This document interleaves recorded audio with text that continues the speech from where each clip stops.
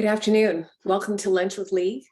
We are pleased to have so many guests join our members today for what's going to be a great program. My name is Diane McNutt, and I'm president of the League of Women Voters of San Jose, Santa Clara, and we also serve the cities of Milpitas, Morgan Hill, and Gilroy.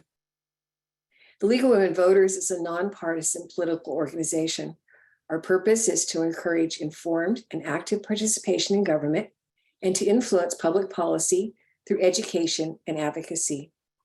We do not support or oppose any political party or candidate. Each month at Lunch with League, we host a speaker who can share with us information and ideas that will help broaden our understanding of issues in our community.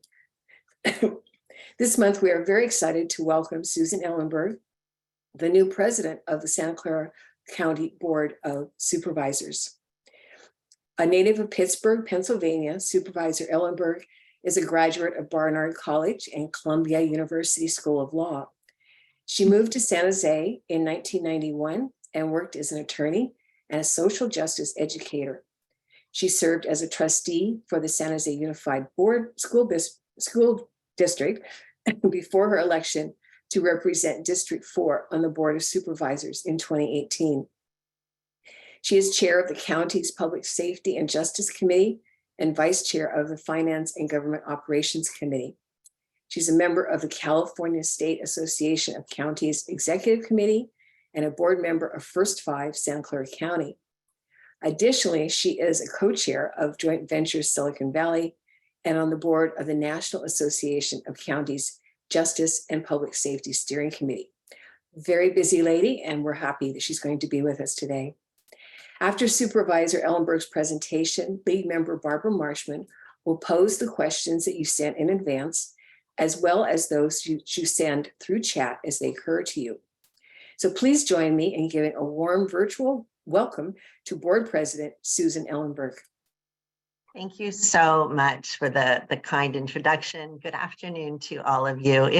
It's really a treat for me to get to speak with this chapter of the League of Women Voters.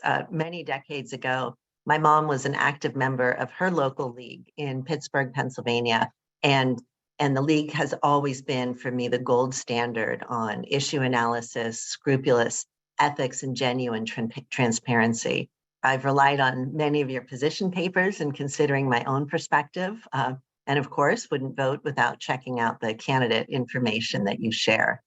It's a pleasure to be with you here today in a new year and in my new term and in my new role as the board president.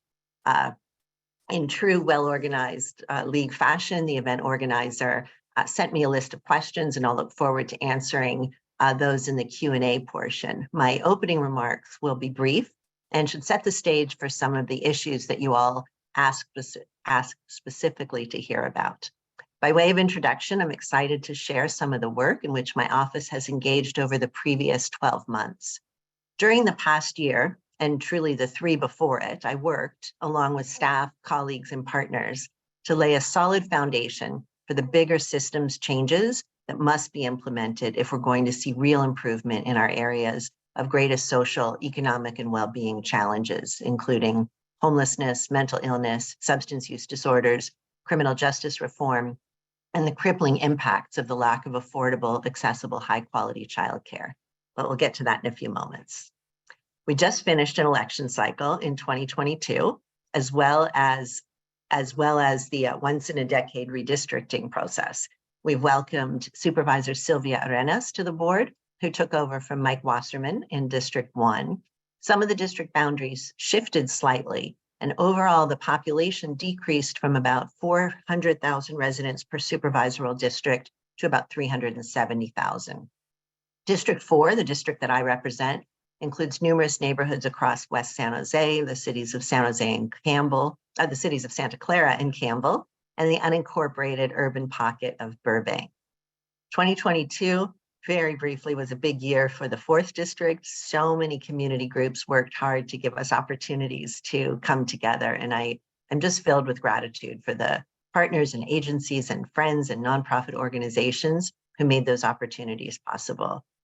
It felt so clear to me that the more we get to talk and laugh and read and learn together, the more likely we are to be able to do the hard work together, which happened quite a lot in 2022 in some big priority areas in the county.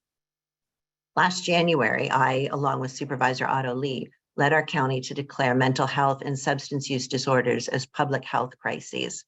Since then, the board has approved more than 125 inpatient residential treatment and detox beds, with more in the pipeline, with a goal toward a goal of 500 new beds by 2025. The National 988 Crisis Line launched with local mobile response teams. Expansion of treatment facilities and our workforce are critical to providing ongoing care and to limiting the number of people who cycle through our jails. I also created 3 work groups to propose recommendations to the board for alternatives to incarceration that emphasize public safety. In February, the Board of Supervisors unanimously approved my children's roadmap to recovery. This approach to pandemic recovery focused on supporting youth who lost a caregiver to COVID-19. The Journal of American Medical Association Pediatrics Division estimates that about 10.5 million children around the world lost a primary or secondary caregiver to COVID. The roadmap to recovery also focused on investing in the early child education workforce development and funding school-based wellness centers. In March, the Board of Supervisors approved my referral to create a caregiver returnship program.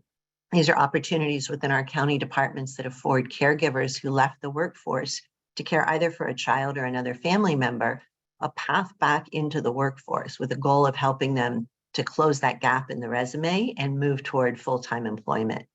In May, the board supported my advocacy to invest in more detox beds. We're on track to provide about 700 more people per year with detox services. And based on another referral that I submitted in partnership with Supervisor Lee, the county is investing $10 million in small business recovery. These funds will go toward county fee waivers, direct grants, and a zero-interest microloan program that's being operated through Kiva. Of course, we can't talk about the issues facing the Bay Area or this county without talking about homelessness and the critical need for significantly more and more affordable housing. We've recently completed the 5th year of implementation for the Measure A affordable housing bond that voters approved in November of 2016. Since then, countywide, we've approved over $643 million in multifamily housing developments, consisting of more than 4,300 new apartments and 689 units renovated across 47 developments.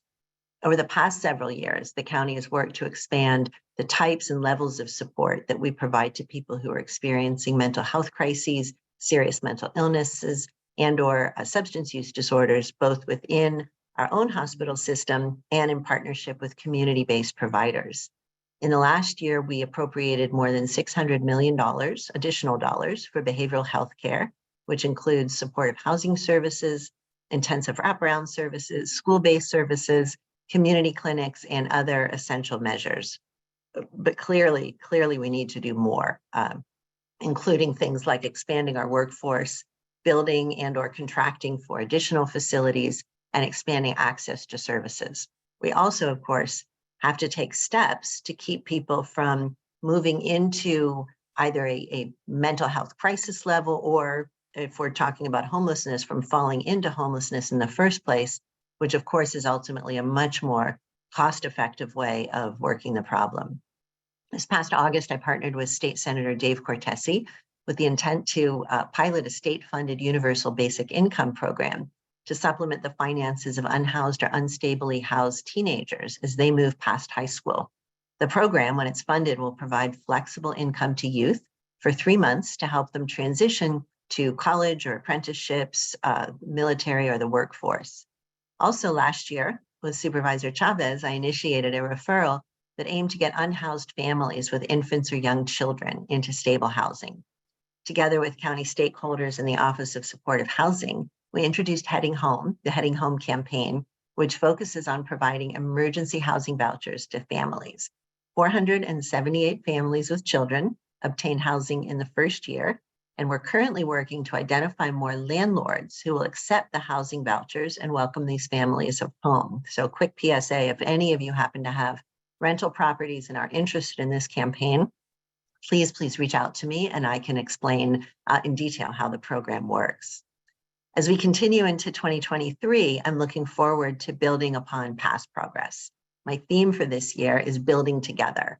And I mean that not only metaphorically in terms of the partnerships and the collaborations that are essential to do big things, but quite literally, building out our workforce, particularly in the mental health care and childcare sectors, and building out our infrastructure. We need more housing. We need more mental health facilities to meet a wide range of needs, and we need childcare facilities.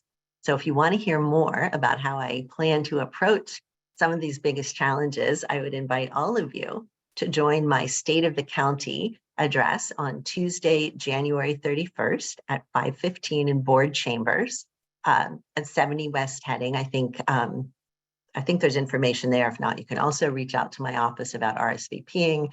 You are always welcome and encouraged to reach out to my office. I'm here for the work. I always look forward to partnering with anyone who has a vision that will help more people thrive in this county that we all call home. So thank you.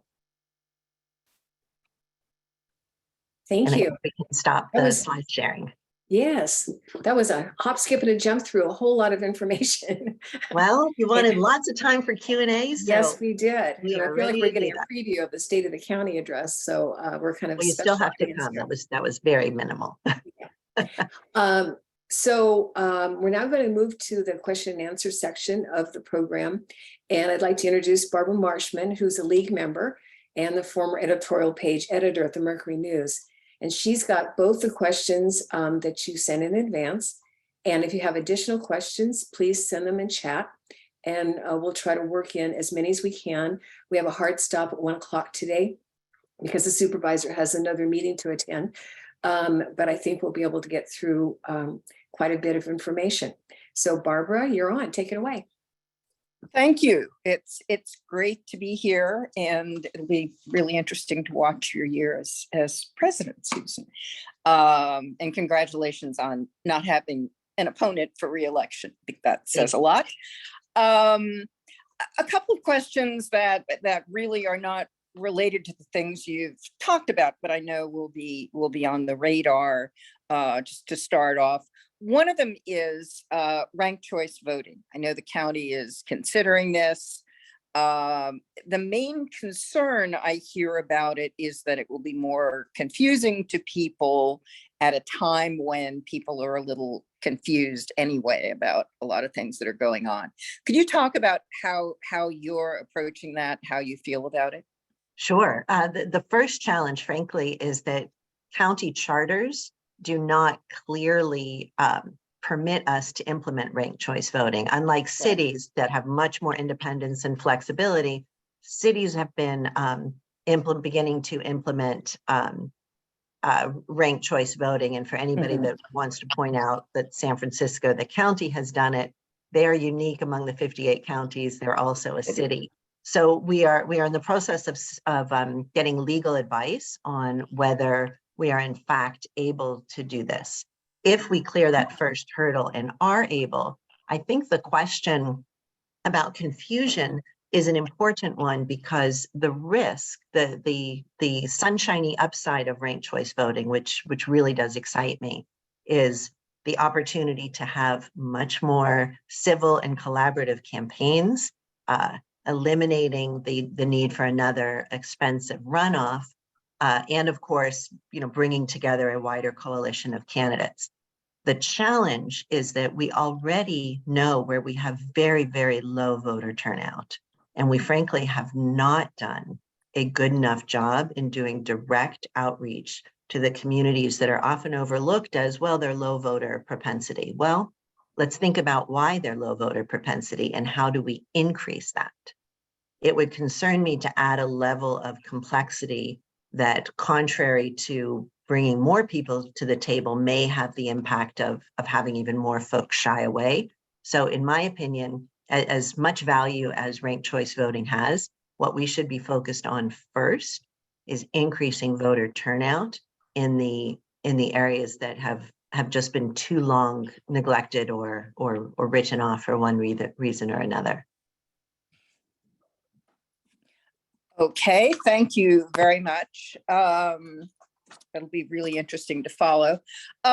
A quick question about something that I realize is not directly on your radar at this point, but I'm sure you have some feelings about the grand jury report that pretty much trashed the water district's measure that implied it was imposing term limits when in fact it allowed a number of members to make appointment or election a lifetime right.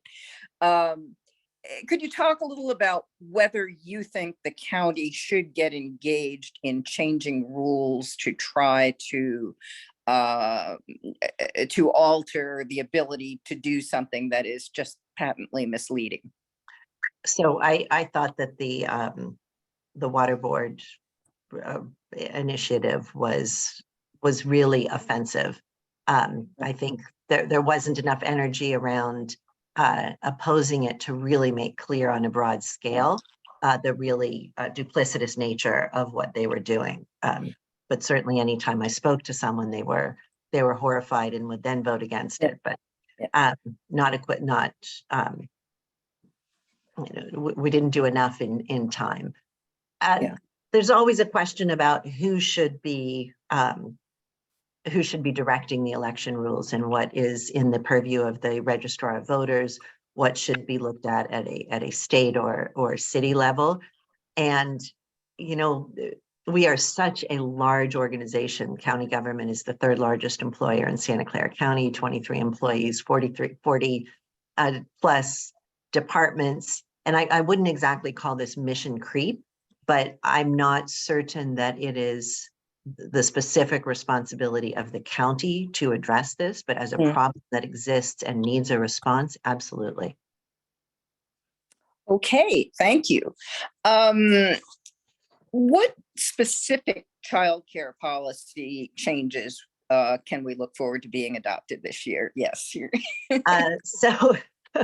So let me answer that a little bit broadly. Policies are going to be largely around facilities and workforce development. We have invested ARPA funds and we're going to invest more in building out the childcare workforce. We're partnering with First Five, which is partnering in turn with some of our secondary institutions and other programs to build out apprenticeship programs. We have 2 cohorts right now, 1 in the making. We're going to continue to build there.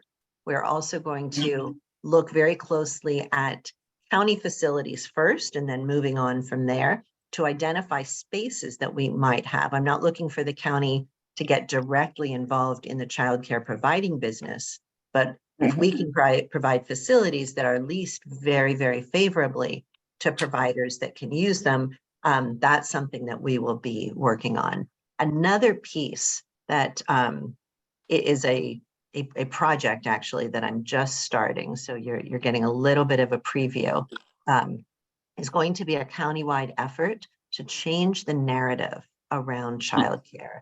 Because one of the reasons that frankly, in poll after poll for as long as people have been interested, everyone says they care about young children, but when they start to think about money and revenue sources, they're not interested in spending public dollars.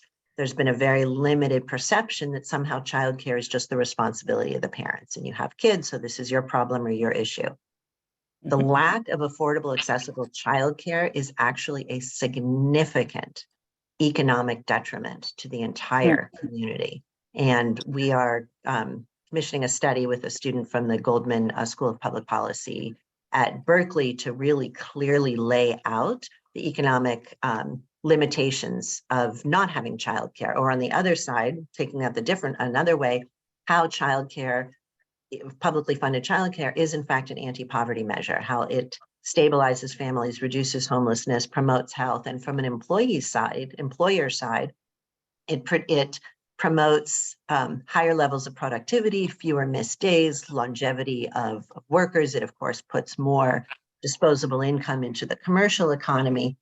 And I think that the effort that's going to be made, and that I hope you'll see a lot of, is how we transfer this narrative so that there is a broad understanding that we don't have economic prosperity and we don't have an economy that's operating at its maximum potential without publicly funded childcare.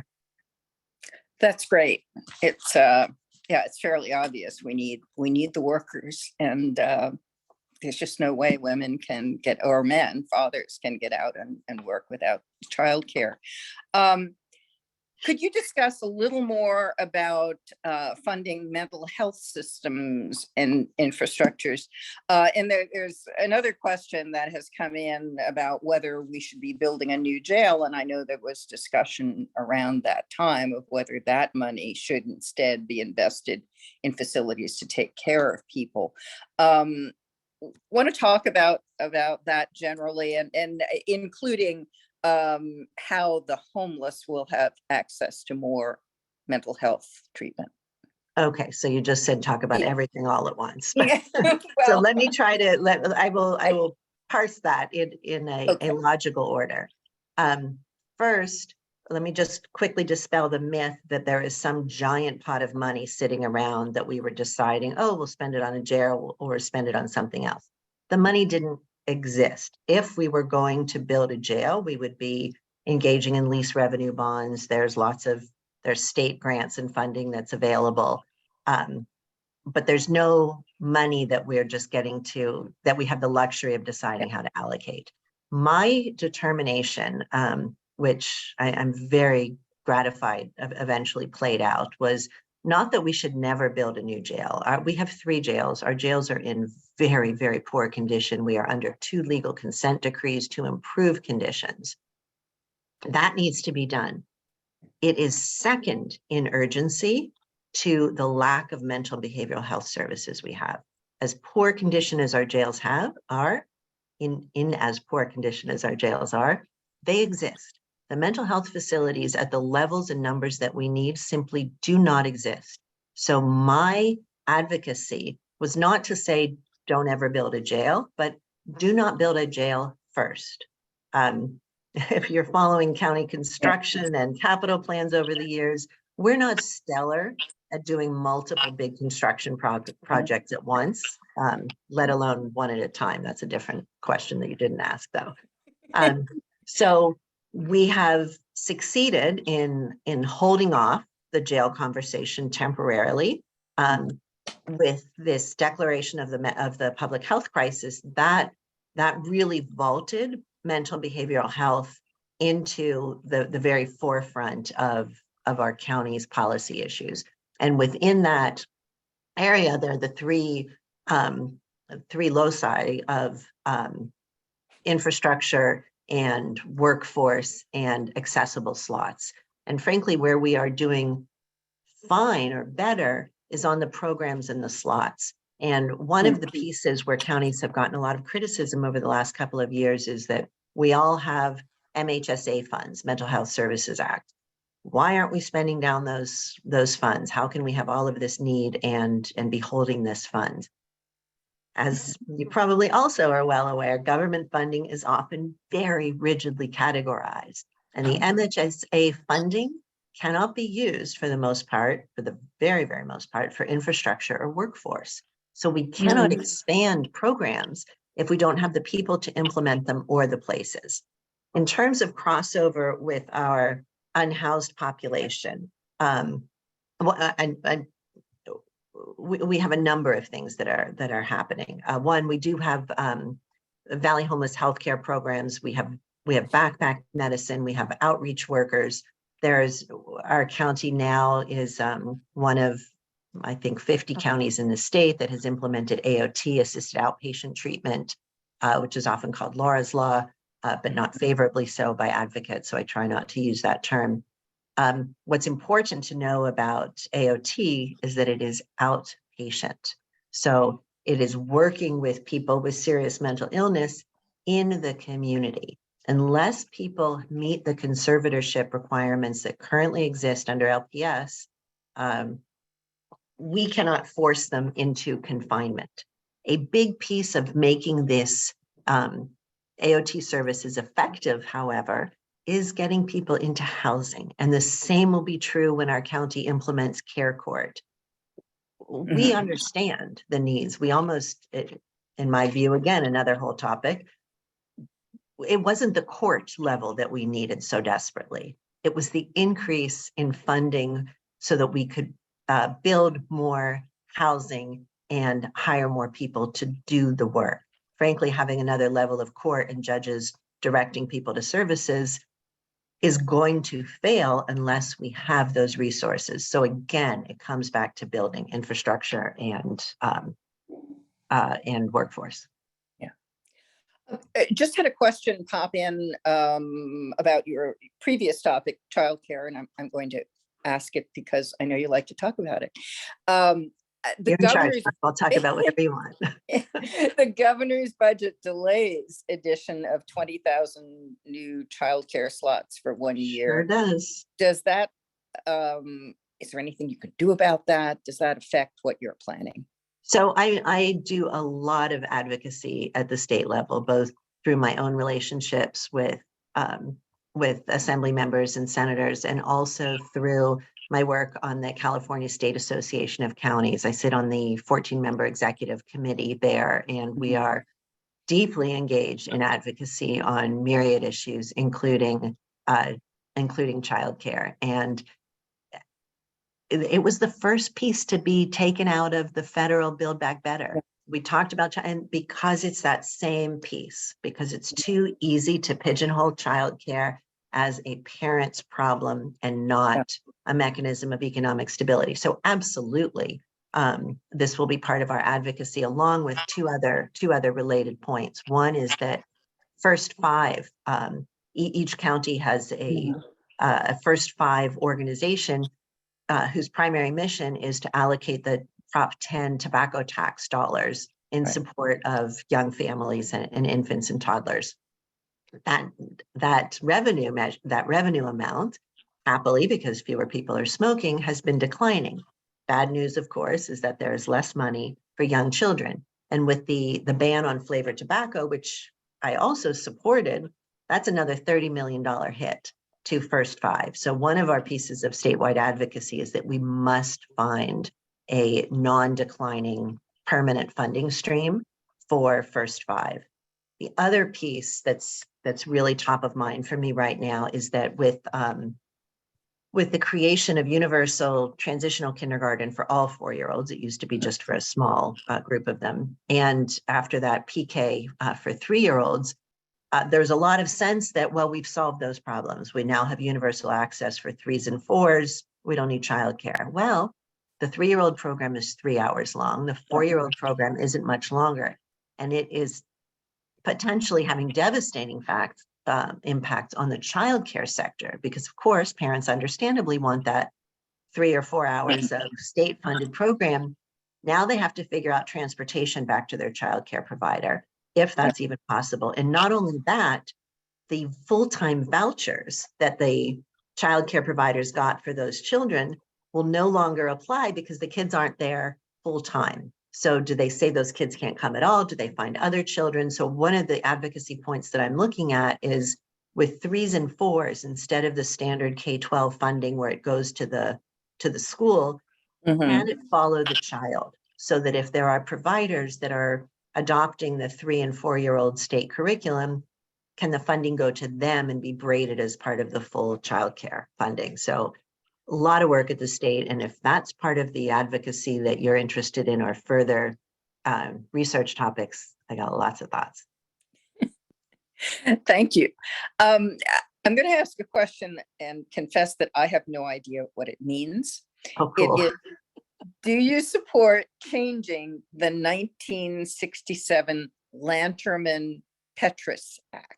So what I know what that means. The Lanterman-Petrus Short Act is the civil conservatorship law, where if people meet qualifications that determine that they cannot make decisions for themselves regarding, in this case, regarding their mental health, they can be conserved. It's a short-term piece that needs to be renewed periodically, unlike the Brittany financial conservatorship. That's a different story, but we can, again, talk about whatever you want.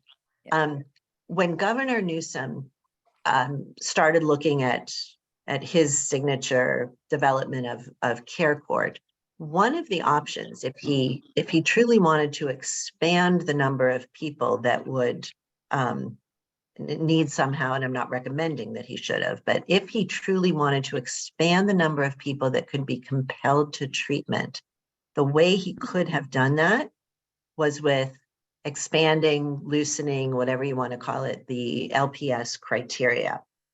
He chose instead to leave that alone and to create another court, which will direct people to treatment. But again, if they don't qualify under the currently existing LPS standards, they cannot be compelled into treatment. So that hasn't changed. The Murphy conservatorship for people who are incompetent to stand trial, which is a slightly different issue, but that hasn't been changed either. And do you think that should be changed? I'm very conflicted. I have a lot of concerns about people's civil rights, about not making it very easy to deprive people. We have a disastrous history of compelling long-term confinement for people with mental illnesses. And the reason for this overcompensation of not confining people was because of the horrific treatment that was so often inflicted by people who were forced to be conserved. So I'm certainly not interested to a return to those kind of massive institutions of the past, but I do think that there's room to really think a little bit harder about how we meet people's needs without that forced confinement.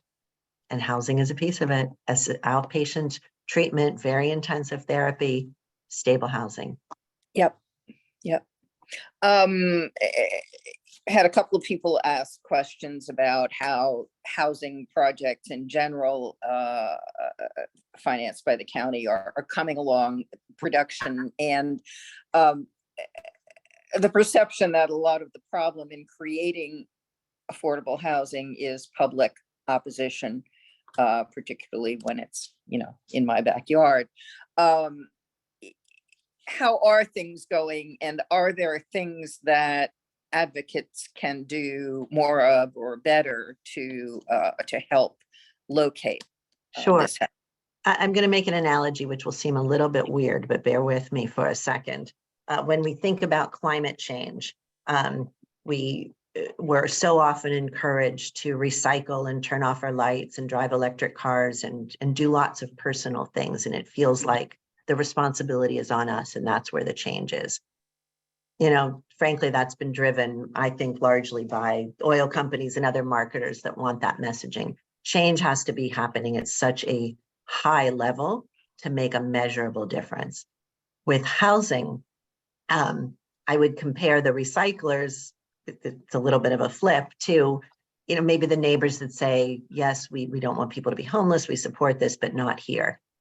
That's an issue. That's getting to be less of an issue, frankly, as we have more successes with housing. And it doesn't often delay. It makes the process ugly and challenging, unnecessarily so, I believe, in a lot of cases. But it's on us to be able to respond to neighbors' very genuine concerns, often about safety and security and parking and congestion and whatever it is. Where we truly have the biggest, most significant delays, the corporate level equivalent, is with getting the tax credits from the state. So few projects are approved every year, and every year that developers sit and wait, that costs money, that's time. And we already have such an incredibly difficult area in which to build housing. The costs of land and materials and labor are enormous. But if we could either come up with a local bridge fix or speed up exponentially the issuance of tax credits, we could build much, much faster. But building is slow and it's expensive, but we are moving the needle. We have housed more than, I'm not sure I can yet say more than 7,000, but more than 6,000 people since Measure A was applied. As projects come online, they are beautiful, they are safe, they are secure, they are well operated. And I'll give a quick example. We did a transitional housing project in District 4 near Willow Glen on Pedro Street about a year or two ago, which is specifically for folks who are in the housing queue, who have been identified as on their way to permanent housing, but their unit's not ready. So this is a place where they can go essentially in between, a way station. The neighbors were very, very concerned and really initially pretty combative about the process. In December, I was at the 1-year anniversary of the opening. There were neighbors there were residents there were musicians, there were gardens. And several of the folks said to me, I feel a little chagrined that I was so against this. And again, the first projects that we did, Renaissance Place, Second Street Studios, we had a lot of challenges there. We learned from project to project. So I have now tasked those neighbors to come with me to the next development, because they are the people that have credibility much more than I do, to say, yeah, we were worried. We were worried about these 6 things, and this is how it's going. So if I can say one more thing about housing, where I think there's great opportunity for continued and even better city-county partnership is that the city, under both Mayor Liccardo and it looks like under Mayor Mahan, are focused on interim, quick build, emergency, sort of a hybrid between shelters and transitional housing. That's fantastic. We shouldn't be arguing with each other that one is more expensive, one is less expensive. It's true. Permanent housing is more expensive. We need a whole continuum. What happened in New York recently is an example where there was lots of shelter beds, lots of interim housing. They got all of their unsheltered people off the street. Yay.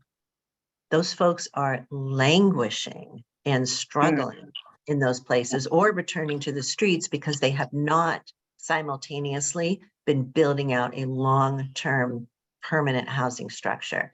And that is expensive, and there's no way around it. And if we say, well, it's too expensive, we're not going to spend that money on people who are unhoused or very poor, we're not going to solve the problem. We will continue to have these temporary immediate fixes, which might for a time remove people who are unhoused from our eyes. So we may think the problem is better.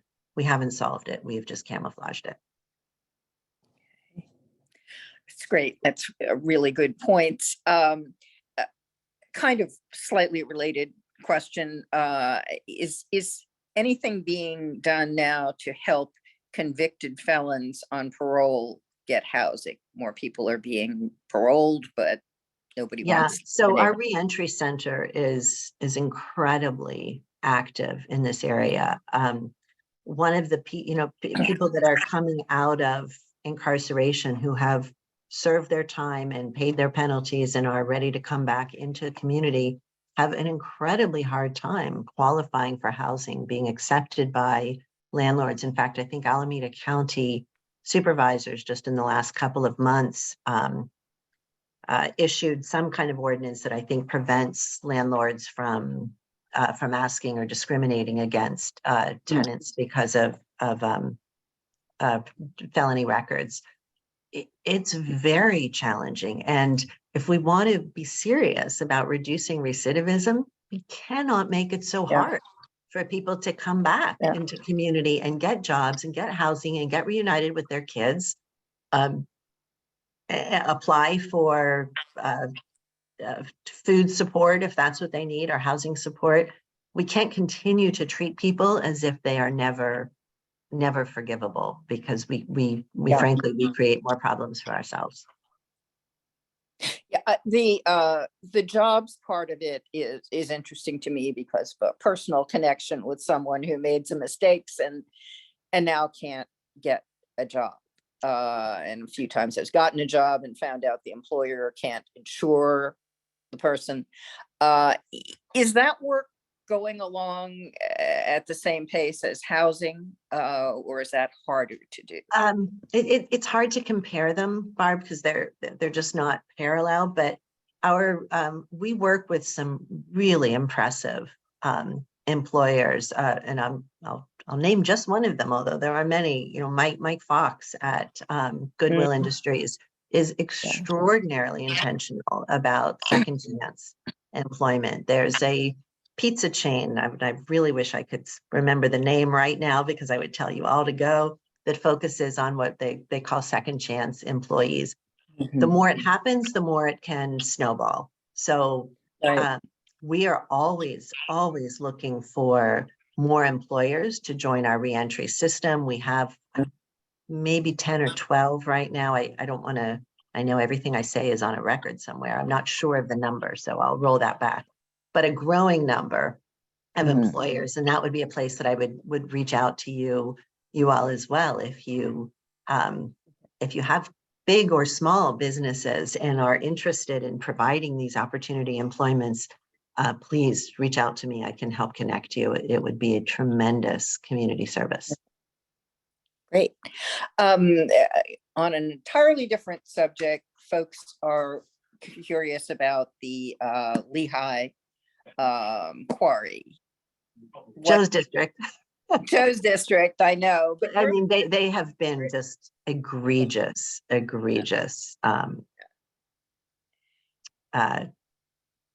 damagers of the environment. There's been, from far longer than I've been on the board, issues and concerns there. I think we're coming to an end of that era, and the bigger question is going to be what happens next with the property. Yes, that's interesting. Okay, we'll save that one for getting Joe on here sometime. Sure. Have you thought about, as the county thought about doing an independent redistricting commission next time, as far as drawing council districts? This one in the city and county, actually, very, very political, and is that on the radar? Or I can tell you it's not on the radar, not because people oppose it, but because once redistricting is done, and it doesn't happen for a decade, I think folks just don't think about it. The state legislature has independent commissions that redistrict. I would not be opposed to that. I would certainly want to study and learn more. But just my first reaction is that would eliminate a lot of the political uproar around this. And I think we tried to do our best and to follow the recommendations of the commission. I also realized the commission wasn't fully independent. Some of them were nominated by board members, by supervisors, some by those members themselves. And it was the first time I had been through anything like that. So it was very much a learning experience for me. Yeah, I'm not sure exactly how it can work over the long term. The first time the state did it, I thought it was fabulous. Thought what they came up with really was different from before. And this time I'm not sure the state even did all that well. But if you are redistricted out of your seat, it's not great. I don't mind so much if you end up with a different constituency, that's your job. You reach out and you meet those people. To lose your seat entirely after you have been elected by a group of people doesn't feel right to me. But again, it's too big an issue to answer on one foot. Yeah. Okay, we're not getting a lot of questions now from our audience. Is there anyone out there? Shoot a note in chat. And did you go through our whole pregame list? We did. Wow, except for public safety, and it's a very general. Sure. New sheriff in the county. Yeah. Do you think that will make a difference in any way? And do you feel that the new policies that really seem to have stopped prosecution of a lot of nonviolent crime Do you think that's a policy problem or a police department problem? Well, the sheriff doesn't determine what crimes are. So the Right. sheriffs are enforcing in the unincorporated areas, and their primary role in Santa Clara County is that they are staffing and operating the jail. And that's frankly where our biggest challenges from a county perspective Mhm. have been, not with the public out in the community safety, where in fact our deputy sheriffs have a very good reputation, but the operation management of the jail and the significant lack of transparency around it was extraordinarily problematic. And a lot of that, really does tie directly to our former sheriff. What I have seen in just the week since Sheriff Johnson has come on board is a palpable temperature lowering of, even though the corrections officers and deputy sheriffs supported Sheriff Johnson's opponent, but they have all been very clear about saying the election's over. We are looking for a reset. I can tell you that the first Public Safety and Justice meeting, which I chair of January, had a dramatically different feel. Everyone, particularly from the sheriff's office, folks were much more relaxed. There was very comfortable back and forth between the presenters and the committee members. Some of the defensiveness was down, and where I think Sheriff Johnson will really shine is in the transparency, the cooperation, and in really supporting a culture of respect and dignity. I don't know how fast the shift will happen, but I think it will be faster than people are expecting, because I think a lot of the current staff has really been waiting for it. Oh, that's great. That's really good to know. One more question that I thought would be here earlier, the fairgrounds. What people go there, I go there to get all my immunizations, and just see it as this huge wasteland right now. I know there are talks about a sports facility there. What is your thinking about that? It's clearly a county resource and not just a district thing. And people seem very frustrated that there is no provision for temporary shelter or something like that in that area. Can you talk about that? Yeah, I do understand that there have been numerous visions for county fairgrounds over decades. I'm not informed enough of the history to fully understand why things haven't happened in the past. I know that right now we are working with the Earthquakes and the Cricket League and the San Jose Giants to do the various different sporting, both spectator and participatory events there. I would love to see the fairgrounds be a significant magnet for community activity and public space. The temporary housing piece has always irked me a little bit, because District 7, District 8, nope, 7, where it lies,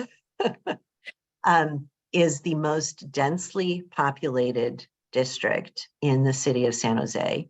It has the lowest income zip codes in the city of San Jose. They have the least green space of any district in the city of San Jose. So the kind of knee-jerk reaction of, well, there's space there, so we should put more poor people there, and somehow create, almost an internment camp vision, frankly. We're gonna gather poor people. We're gonna put them in this already poor neighborhood that is already strapped for services, that already gets more police calls than any other district.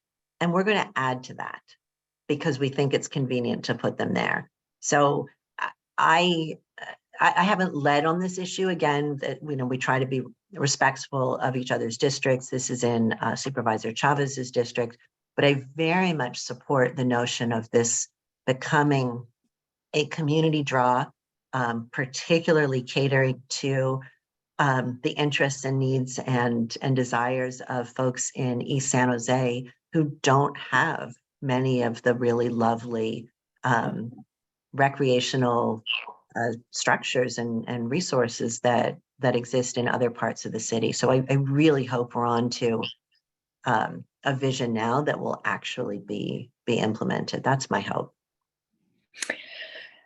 Thank you. Question about the housing element, which like almost everyone's, I guess, is going to be late, but Yeah. specifically, do you foresee the county proposing housing in the Coyote Valley? So we are desperately trying not to do that. Our regional housing goals, for those of you who, I guess, since the question came up, you know, the RENA goals have increased something like 4,000% for us. And what that would mean for the county of Santa Clara to have to build 3,000 plus units would be flying in the face of every single environmental protective project, anti-sprawl, LAFCO value, everything that we have been working toward for decades. What we have been trying to negotiate with the city of San Jose is a transfer of our RENA goals to the city of San Jose. They're already contemplating building enough units that would incorporate our numbers. And sadly, in fact, RENA doesn't require the building of the units, which is a different issue. It just requires the siting and the plausible feasibility of building them. So if the city of San Jose will agree to that transfer, then they will really have a heroic role in helping to protect our green space and open space. It's work that they're going to do anyway. The county, frankly, is trying to get out of the building and housing business. We still have these unincorporated, surrounded urban pocket islands. It's very, very inefficient for the county to run them. I would be delighted for them all to be annexed into the city of San Jose. And if any of you are from Burbank, I know that you don't want that, and nobody will force it on you. And I also know, interestingly, that what I hear mostly from the folks in Burbank is that they love the response of the sheriff. They don't want to be part of SJPD. So our sheriff's doing too good a job keeping the Burbank people happy, and they don't want to be annexed into the city of San Jose. But there is a place for advocacy for any of you that are interested, without your official league hats on, of course, but in encouraging the mayor and the council to work with us to accept that transfer. We're, of course, offering, the financial compensation, and we'll help with building or whatever they need, but we need those numbers to be transferred so that we don't run up against even the possibility of building in our beautiful open space. So please get on that, everybody. Thank you. And one more kind of related question that may be our last question. Sure. And you got me for 6 minutes, Diane. and then I gotta go. Okay. A question about the challenges of dealing with local governments. And obviously San Jose, there have always been, it's always amazed me that San Jose council members go to the Board of Supervisors and yet nothing changes to improve collaboration. What are the major challenges now, and not only with San Jose, but with cities in general?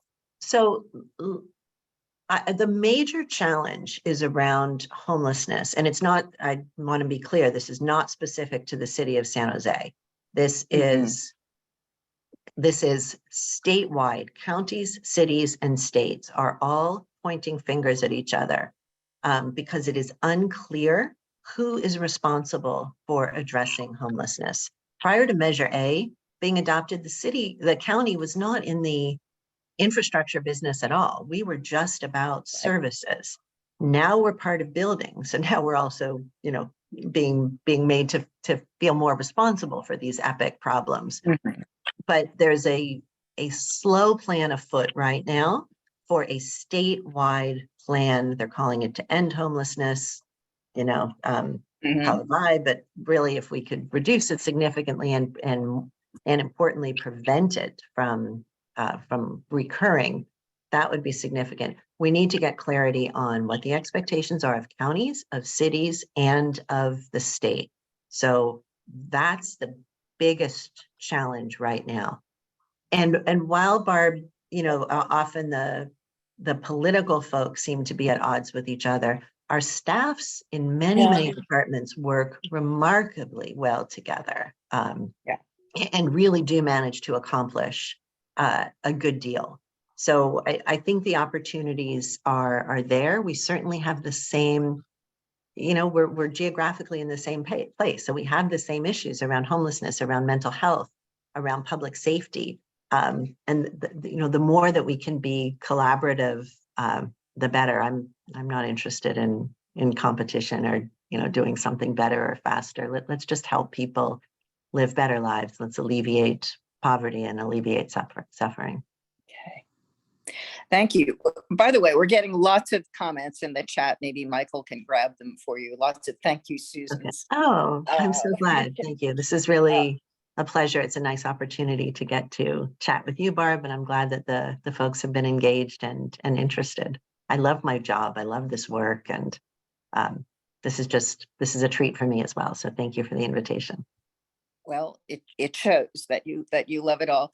Diane, do we have time for another question, or am I? We do not have time for another question. I don't think. Not if we're going to get her on time to her next meeting. Thank you. First 5 at 1 o'clock down the hall. So yeah. I'm going to leave. Michael will stay on until you're finished. If there are additional questions, put them in the chat. And yeah, if people said nice things, Michael, and you can share that with me, be happy to see that too. Take care, everybody. Bye-bye. Thank you so much. Thank you. What a great program she put on for us. And Michael, I hope you convey to her that how impressive I thought it was that she was able to be so informative and thoughtful on her responses to such a big variety of topics. We really kind of gave her a lot of challenges, and she certainly met all those challenges. She's very passionate and enthusiastic about answering any constituent questions or questions on any topic that's of value to folks. So thank you very much to the whole crowd for having the great questions. Appreciate it. And thank you to all of you who have been with us here today. I just want to have a reminder for you that we do have Lunch with League on the third Thursday every month. And our next program on Thursday, February 16th, will be Rod Darradon Sr., who was a former county supervisor and a longtime environmental activist. And he's going to be speaking on the climate crisis has a remedy if we act now. So again, thank you for joining us today, and we look forward to seeing you in February or some other month this year. Thanks so much. Bye-bye now. Thank you.